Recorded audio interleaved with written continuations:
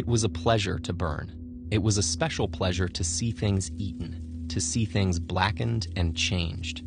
Fahrenheit 451 opens in a blissful blaze, and before long, we learn what's going up in flames. Ray Bradbury's novel imagines a world where books are banned from all areas of life, and possessing, let alone reading them, is forbidden. The protagonist, Montag, is a fireman, responsible for destroying what remains.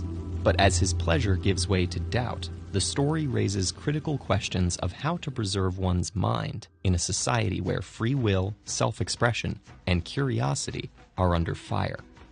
In Montag's world, mass media has a monopoly on information, erasing almost all ability for independent thought. On the subway, ads blast out of the walls.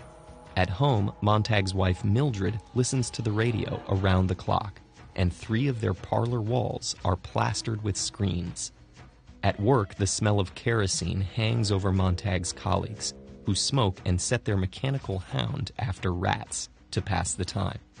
When the alarm sounds, they surge out in salamander-shaped vehicles, sometimes to burn whole libraries to the ground.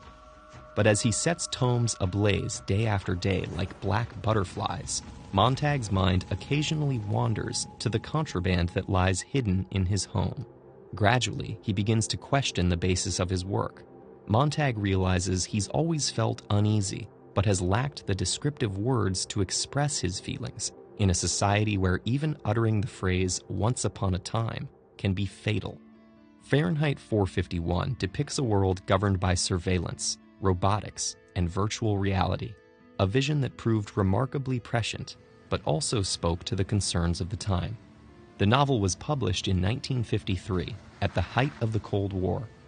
This era kindled widespread paranoia and fear throughout Bradbury's home country of the United States, amplified by the suppression of information and brutal government investigations.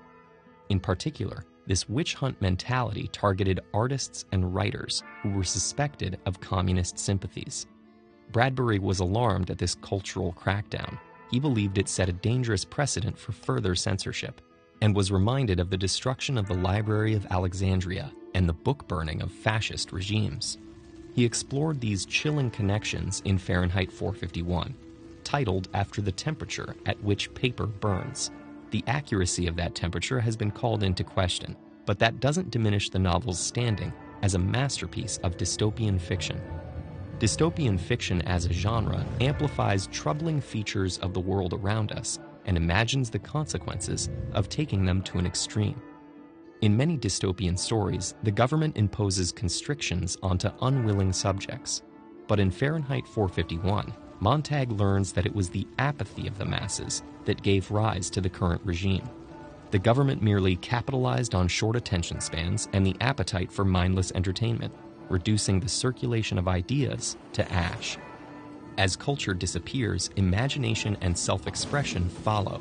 Even the way people talk is short-circuited, such as when Montag's boss, Captain Beatty, describes the acceleration of mass culture. Speed up the film, Montag, quick, click, pick, look, I, now, flick, here, there, swift, pace, up, down, in, out, why, how, who, what, where, bang, smack, wallop, bing, bong, boom, digest, digests, digest, digest, digests, politics, 1 column, 2 sentences, a headline, then in midair, all vanishes. In this barren world, Montag learns how difficult it is to resist when there's nothing left to hold on to.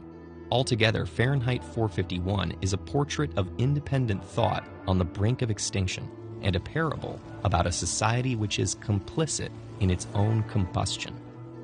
Dive into other works of classic literature with our reading series playlist.